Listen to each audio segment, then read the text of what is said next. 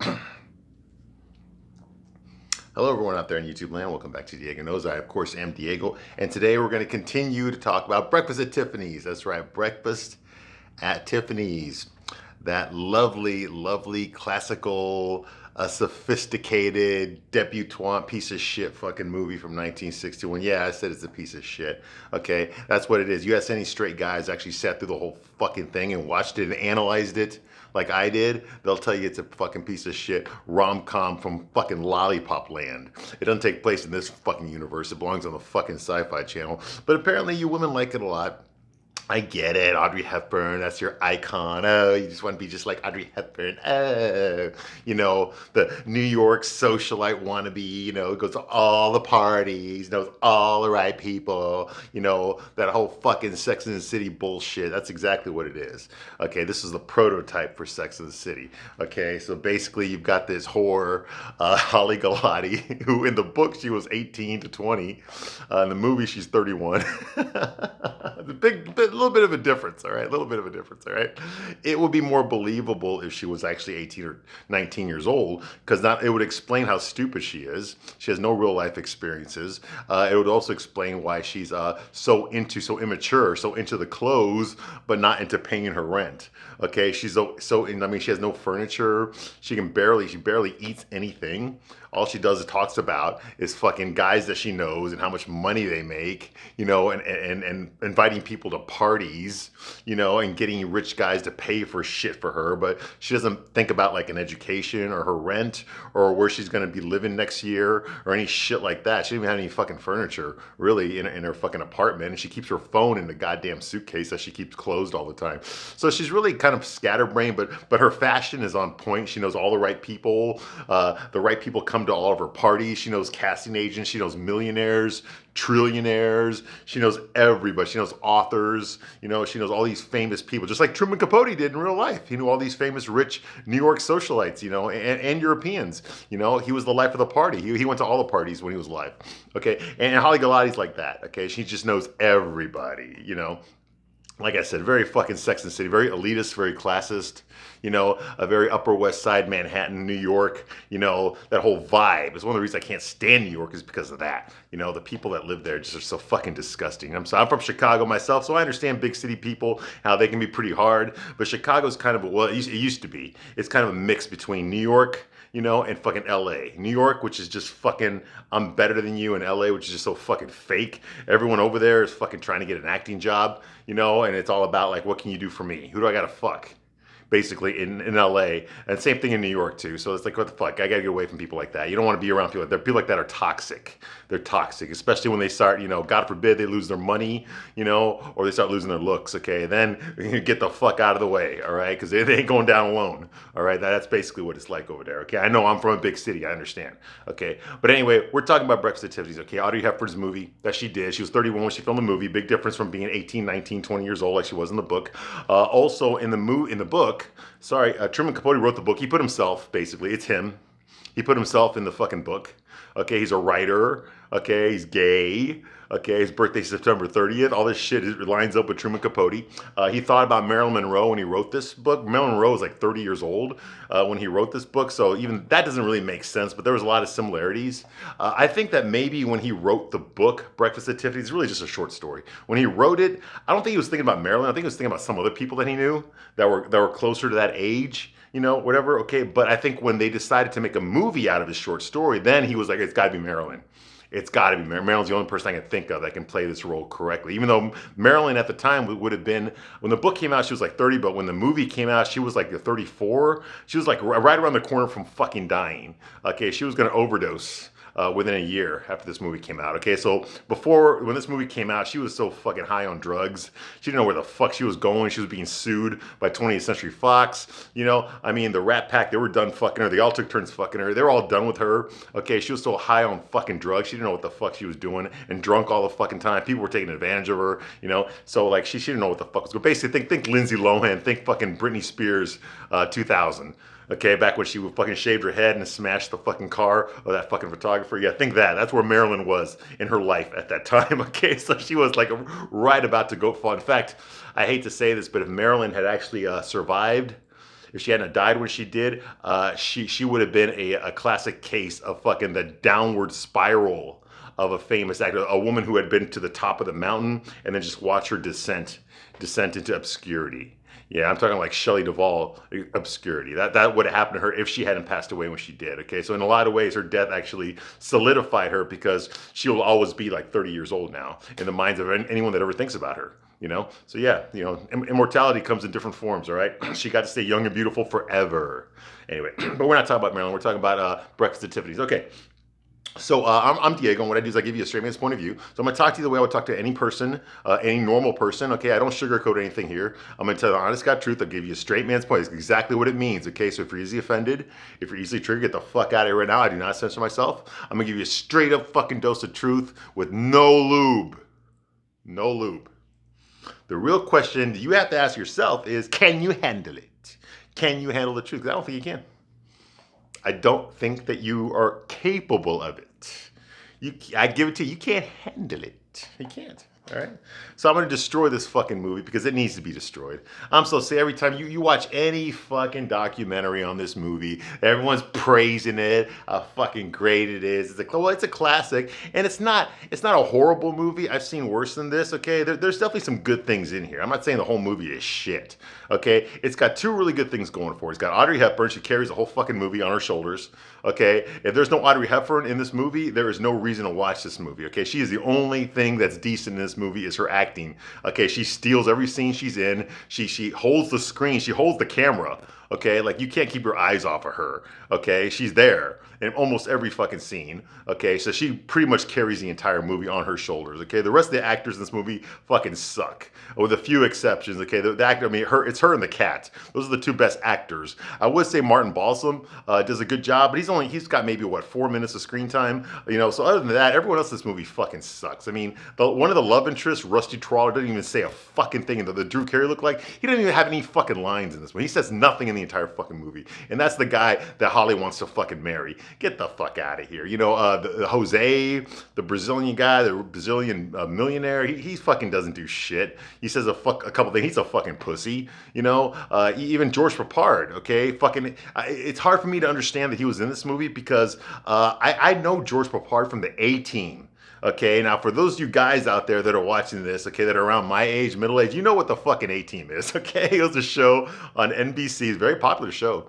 Mr. T was the star of the show. Okay, Mr. T was coming off of Rocky 3, where he played Clubber Lang. Well, now he's playing B.A. Baracus. So it's basically you got a bunch of fucking soldiers, army guys that were framed. Of course they were framed for a murder for something they didn't do. They got locked up in military prison and they escaped and they became fucking mercenaries. Okay, so if you got the money and you know how to find them, maybe you can hire the A-Team. Dun, dun, dun, dun, dun. It was just testosterone out the ass. But they had because of the codes, you know, on TV, you couldn't really show actual violence. You couldn't show like people getting shot and then blood spurting out of them. You couldn't show that on TV back in the 80s. Okay, so basically, even though they all had fucking guns and shit, nobody ever really got shot. Nobody ever got shot.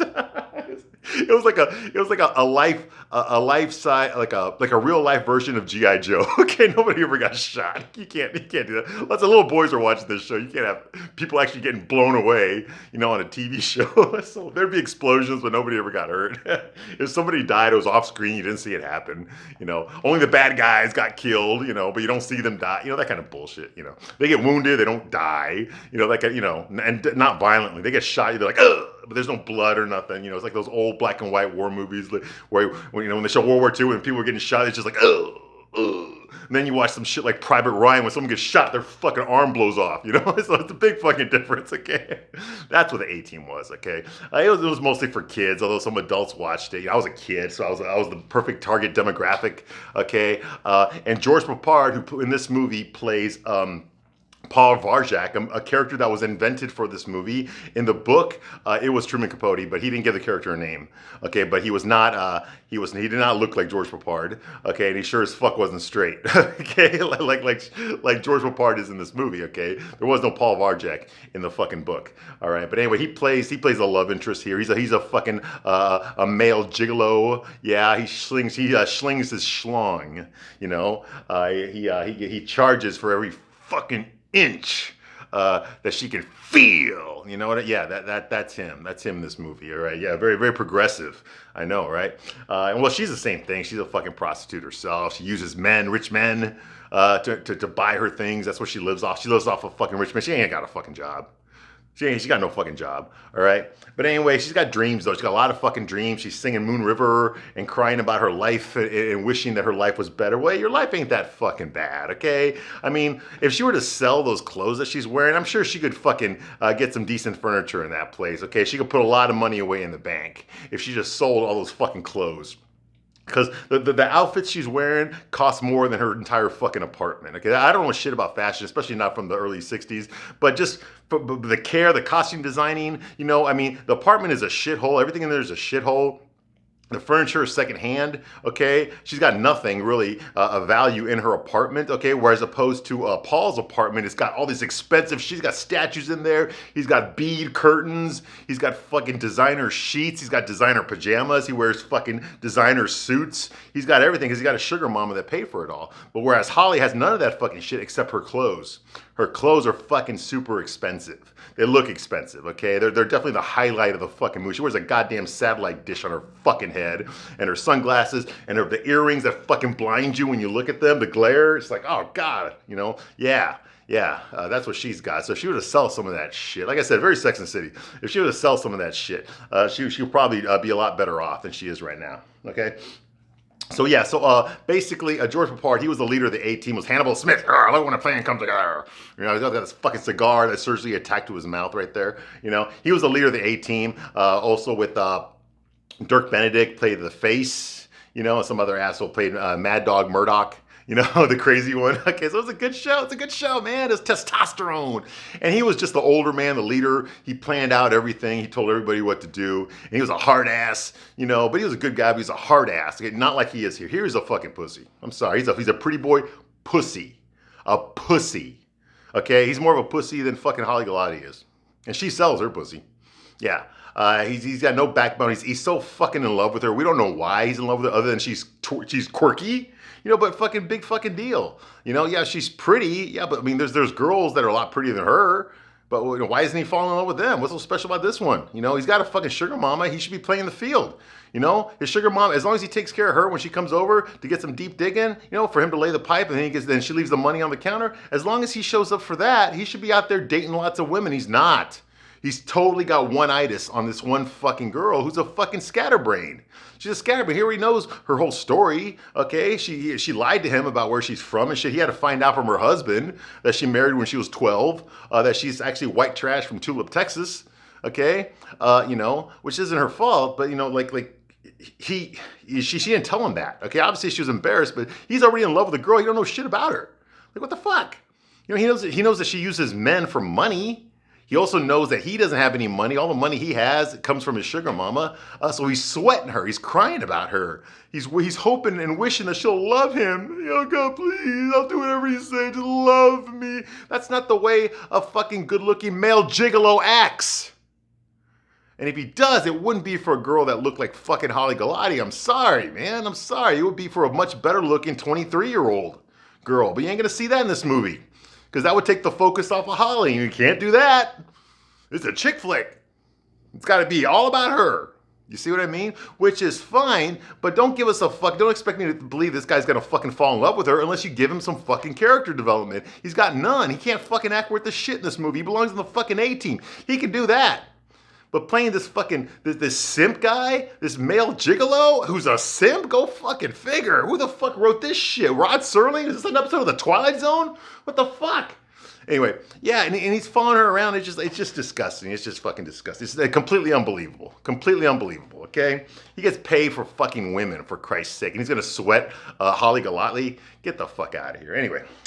Moving right along, where we left off last time, Holly, she said goodbye to her husband, Jeb Clampett from the Beverly Hillbillies. Yeah, he went off, in a year, he's gonna fucking find some black gold Texas tea. Next thing you know, Jeb's a millionaire. The kinfolk say, move away from there. They said California is the place he's gonna be, so he loads up the truck and he moves to Beverly. That's right, yeah, we all know that. We all know what happened to him, right? Okay, anyway, if she'd only stayed married to him, She could have really gotten some money, but nah, she fucked that up. She fucked him, and then she fucked him the bad way. Okay, but of course, Paul doesn't give a shit because he's so in love with her. He doesn't care who she fucks. As long as she loves him back, that's all that matters. Please, just love me. You can take as much cock as you want. Just make sure you love me. I'll do anything. Yeah, exactly. Yeah. Rusty Twaller, a character in this movie who looks like, imagine Drew Carey, but like, like a good 6 inches shorter. He doesn't even do that in this movie when it comes to Holly. But Paul, who's like, what, 6'2", 30 years old, good looking, male gigolo, he does that. Yeah. Yeah, right. Okay, anyway, so moving right along. So that happened here. She says goodbye to her husband. She tells him to get me drunk, so he takes her to a fucking titty bar. That's right. A titty bar. Boom. That's right. Shake that ass, baby. Shake that ass, baby, bro. Bum, bum, bum, bum, bum, bum, bum, bum. Yo, yeah, yeah, that's right. Yeah, stick it there. Titty bar. Well, it's a 1961 titty bar, which means everyone's wearing a fucking suit. There's a couple of women in there. They're all smoking cigarettes. It's kind of more of like a burlesque show than it is a titty bar. And I know because I used to fucking run titty bars. Okay, that was one of my jobs that I've had. Okay, I was a titty bar manager. All right, now I can't tell you where. Okay, yeah, so it's not the same thing. Okay, you got some hot ass girls about to take off her shit, but it's 1961, so they can't show that in the movie. So you got to use your imagination as to what she looks like and what we're seeing here, okay? Holly is fucking more turned on than anyone else in the fucking room, that's fucking for sure.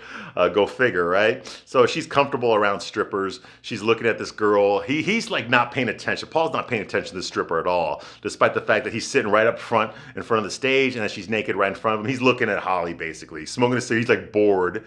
Everyone there is bored except for Holly. Okay, Holly's just looking at this girl like she's looking at her ass like she wants to fucking eat it, okay? Well, in the book, she was bisexual, okay? But in the movie, they ain't going there because, Hays Code, 1961, all right?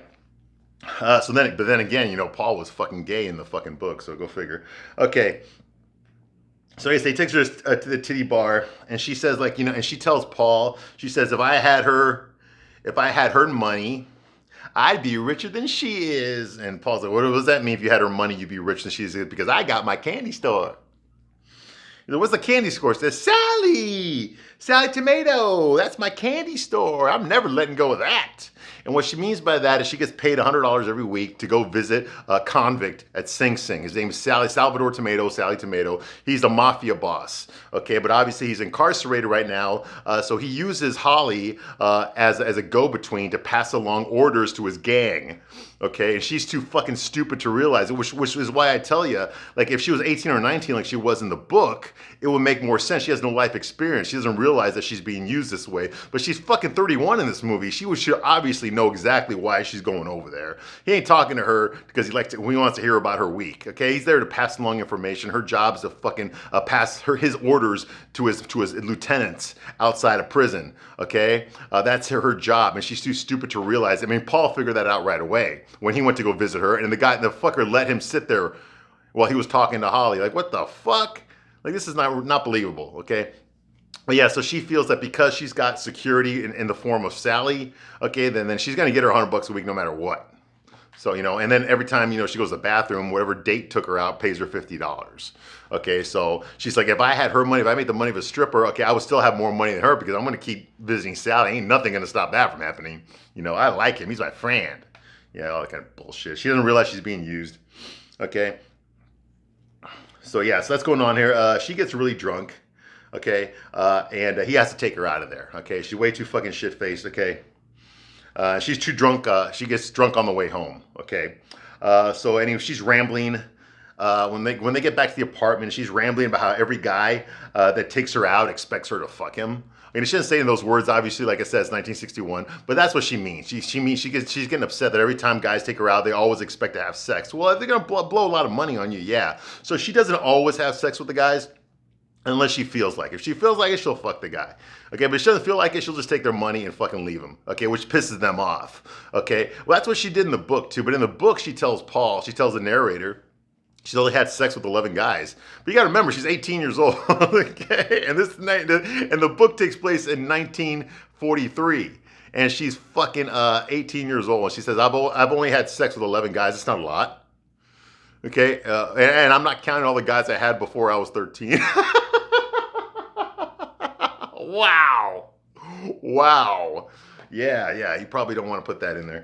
Okay, so yeah. Okay, but this is 31-year-old 1961 Holly, and so she talks about how that pisses her off. Um, and they always expect her. Once a guy springs for the date and pays for everything, they always expect her to be subservient to them, and she doesn't want to do that. So she calls them all rats. So she takes their money, but she won't fucking provide him with a good time. Okay, well, what the fuck? What do you expect, Holly? You can't keep fucking doing that. You think guys are gonna keep coming back to you if you're not gonna put out? No, they're gonna go to the girl that is gonna put out. You're gonna lose all your customers. That's what happens in real life. I know. I've known a lot of fucking titty bar dancers. I know how it works. Okay, you have to put out you have to put out to get in. If you know what I mean. It's true. It's a horrible business. Everybody gets used. The men, the women, everybody gets used. Okay, yeah. So but that's the business she's in. That's all she can do. Okay. She also mentions while she's drunk that she's dated 27 rats in the past 2 months. That's 27 guys, 27 Johns that she's fucking got fucked or has fucked. Okay, 27 in the past 2 months. Okay, now Paul forgets his key when he gets her to the apartment. Okay, so they got to buzz up Mr. Yonishi. Okay, once again, that's Mickey Rooney playing an Asian character. Okay, complete fucking racist stereotype of Asians. He's got the big thick glasses. He's got the big fake teeth. The accent. You now do that. You wake me up. I need my sleep. I call the board of health on you. I must protest, Miss Corati. Very, very racist fucking shit, But anyway, Blake Edwards, he's the director. Mickey Rooney was his friend at the time. Mickey Rooney's career was not doing very well. He was already on his fucking 6th wife, who was actually cheating on him with a stuntman at the time that he did not know about. But when he found out about it, he told his wife to call it off, or else she's going to get nothing. He's in the divorce. She's not going to get nothing. So she called it off with her lover. Unfortunately, her lover came back to her house, to Mickey Rooney's house, and fucking killed her. And then he killed himself. Okay, that was his 4th wife. That happened a few years after this movie came out, all right? But yeah, I know, all right? But anyway, Mickey Rooney at the time needed the work. He wasn't the #1 box office draw anymore in Hollywood like he was in 1940 when he was doing all the Andy Hardy movies, okay, with Judy Garland and a bunch of other famous people. He took, when he was a kid actor, he took Betty Grable's virginity. Okay, yeah. He took Lana Turner's virginity, but then he recanted. Okay, oh no, he said he took Lana Turner's virginity, but Lana Turner said that her lawyer actually took her virginity. So, who gives a shit, right? I'm just putting it out there because he's in the fucking movie, okay? He's friends with Blake Edwards. They used to be roommates together, so he fucking got him a job in this movie playing a racist stereotype, all right? It's disgusting, but it was 1961, all right? Okay, it doesn't make it right, but, it was just, Hollywood was ignorant to that shit back then, all right? Nobody gave a shit. Okay, so that's going on here, okay? So Mr. Yoshi yells at them while they come upstairs, she complains, okay? While she's drunk, she tells Paul that despite the fact that she gets $50 every time she goes to the bathroom, she still has less than, her bank account is always $9 less every month than it was the month before, okay? So that makes no sense, okay? Well, she's bad with money. She doesn't know how to fucking handle money, okay? So she's got less money now in her bank account than she did fucking 6 months ago, okay? So she decides while she's drunk and fucking Paul is carrying her over her shoulder because she can't walk up the stairs, okay, that she will no longer play the field. She says she's done playing the field, okay? Paul actually has to catch her from falling on the stairs. That's why he picks her up, okay? And like I said, Mr. Yonishi's screaming at them, okay, about reporting her. He says he's going to report her to I report you to the fire department, to the housing commission, and if I must, to the board of health. Yeah, just like that, Okay, so she drunkenly declares to Paul that it is going to be, from now on, she's done playing the field. It's going to be her full-time mission to find a husband and get married. Okay, and by that she means Rusty Twaller. That's the short Drew Carey look-like motherfucker that we saw earlier at the party. The one that didn't fucking say a goddamn thing in the entire movie. Yeah, that's going to be the guy that she is going to seduce. She's been trying to seduce him already. She tried to seduce him at the party. Okay, when he was there. Okay, but the cops broke it up. Okay, she actually left with him outside when the cops were about to raid her apartment. She actually cops gave the cops directions to which one was her apartment. when the cops raided the party. But she was walking out the door with Rusty Twaller, so we don't know if she fucked him or not. In the book, it kind of leaves it ambiguously. He was brought to the party by Mags Wildwood, this crazy ass other fucking model slash fucking hooker. Okay, from I think from Wildwood, Arkansas, or some shit. She's another fucking white trash girl. Okay, who's a prostitute now. She brought two guys over. She brought fucking the rich Brazilian millionaire Jose, and she also brought Rusty Twaller. Okay, and she had been fucking Jose, but now she's about to start fucking Rusty Twaller. That was in the book. Okay, that was in the book. Okay, not in the movie. But in this movie, it's Holly who's got her eyes on Rusty now because he's the ninth richest man in America that's under 50. Anyway, so now she's determined, I'm going to marry that guy. I'm done fucking around. I'm going to marry that guy. All right? Okay. Now actually, when Paul carries her up into her apartment, if you look at this scene very closely, okay, he opens the door and then he twists her around like this. Okay? So her head is pointing that way. Okay, her ass is right here. Her head is back there. So he twists her around like this. Now, if you look at the scene, because the room is dark, you haven't turned the light on yet. If you look at that scene, again, when he carries her in there, when George Papard carries Audrey Hepburn in there, when he twists her around like that, there is this much space between her head and the door frame. Okay? He came this close to smashing Audrey Hepburn's head against the fucking door frame.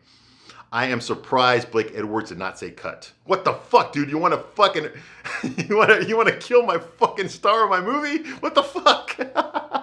Look at it again, this far away from smashing her head against the fucking door frame. Now, there is something I do know about this movie. Okay, I'm just going to tell you right now. Okay, I did do some research on this movie before I did this review, and apparently, George Papard is a big fucking asshole. Okay, he did not endear himself to anyone in this fucking movie. My complaint with him is that he's a bad actor in this movie. He cannot fucking emote worth a shit. Okay, not believably anyway. But apparently, he was a big asshole. He was a big prima donna. He was fighting with Blake Edwards the entire time they were shooting this movie. He wanted the best scenes. He was rewriting his own dialogue, which he's not allowed to do. He basically thought that he was the star of the movie and Audrey Hepburn was his love interest when it's actually the other way around.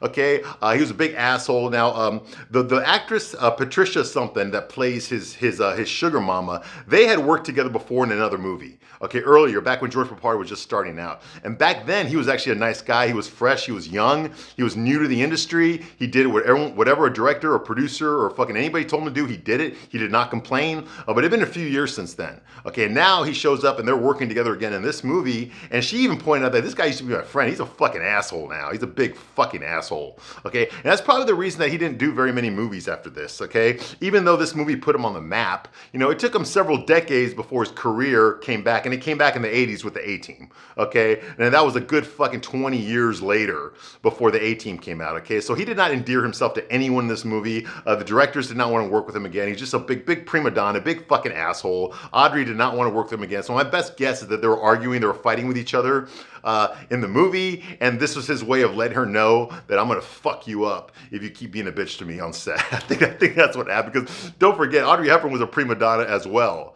Okay, she'd already won an Academy Award when she did this movie, so she already thought her shit didn't stink. Okay, she got the original director for this movie fired so that she could have a name like Blake Edwards show up. Okay, because she was friends with Julie Andrews. That was Blake Edwards' wife. Okay, so that's why she had him in the movie, okay? Because what she wants, she gets. Okay, so yeah. So that happened, okay? Blah, blah. So that's going on here. He almost smashed her head against the door frame, okay? She's still drunk. He takes her in there. Okay, Paul gets jealous when Holly starts talking about marrying Rusty Twaller, okay? Because he's got a lot of money. Holly's like, well, she's like, you don't approve, do you? Well, tough beans, buddy. That's just the way it's gonna be. And she's drunk out of her ass, and she goes up to grab a bottle of liquor that she's got on the top cabinet of her kitchen. She runs up for it, and then she fucking sits in the fucking sink. Yes, she sits in the kitchen sink. I'm not making that up, with this bottle. And just rambling, all drunk. And Paul is just standing there like, all fucking insecure and unsure of himself because she's talking about another guy that she wants to marry and not him. You know, yeah. Okay, so he's just, yeah, so So she declares it's going to be her full-time mission to marry Rusty Twaller, okay? So that's going on there, okay? She realizes that the bottle of liquor is empty, so she asks him, do you have any? Do you have any liquor in your room? He's like, you've had enough for tonight. You know? Holly says, well, I need money, and I'll do whatever I have to do to get it. Well, yeah, times have changed, right? Okay, well, Paul looks at her, like I said, very disapprovingly. He's very upset with her. She wants more whiskey. He refuses. So she gets upset with him and demands that she will pay him for his whiskey. Okay? Because he's being judgmental. Okay? And she demands that she doesn't want free whiskey from him. She will pay him for the whiskey. Okay? Because she doesn't accept free drinks from disapproving gentlemen. Oh, you disapprove of me? Well, then fine. I'll give you some money for it. I'll pay for it. I do not accept free drinks from disapproving gentlemen. So she runs over to her purse, starts going through her purse looking for some money. She's pulling out some dollar bills and shit. She says, here. And he's basically telling her, you've had enough. She offers him $1. Okay? She offers him $1. Okay? And she says, here. You should be used to taking money from ladies. Yeah, she went there. Because he's a gigolo. She knows he's a gigolo. She saw his trick fucking put the $300 next to his bedstand on his desk. She saw that. She knows he's a gigolo. She knows. He's in the same racket she's in. Okay? But she's going to judge him. But he's not allowed to judge her. Right? Well, that pisses him off. And actually, so far in this movie, the only time Paul ever really, really gets angry, the only time he ever really gets upset in this entire movie is when she brings up the fact that he's a fucking man whore. Whenever she points that out to him, whenever she reminds him of that, whenever she breaks the monotony or breaks the tension to let him know, hey, you're a man whore, okay? He's a gigolo. Whenever she tells him that, that's when he gets upset. That's when he gets really pissed off. Because he knows that he is. He just doesn't want people pointing that out to him because it makes him feel like a failure in life. Well, it all depends on how you look at it. There's lots of guys that would love to have that job. Hey, you don't want that job? Give it to me, man. I'll take over. I'll take over your duties, I'll take the money. But, I guess because he considers himself a writer, he just can't fucking write worth a shit. He can fuck better than he can write, so that's what he's doing for money. Okay? Apparently. I don't know. So yeah. And the fact that Holly pointed that out to him, that pisses him off, okay? And he ain't gonna leave there without saying something back. This is like the first time he talks back to her. And he tells her, he's pissed, okay? He says, I'd be more careful with my money, Holly. Rusty Twaller is a hard way to earn it. And then she looks at him and says, it takes exactly 4 seconds to get from here to that door. I'll give you 2. He's just like, and then of course, once he leaves, she's like, yeah, they always save that shit for the end. Get the fuck out of here, man. Did I ever tell you this movie's a piece of shit? Well, that's one of the reasons why, okay. All right, so I'm going to stop my review right here. I thank you for watching this long. I'll be back very soon to continue my review of Breakfast at Tiffany's. I thank you for watching this long, and I will see you soon on the next one. Bye.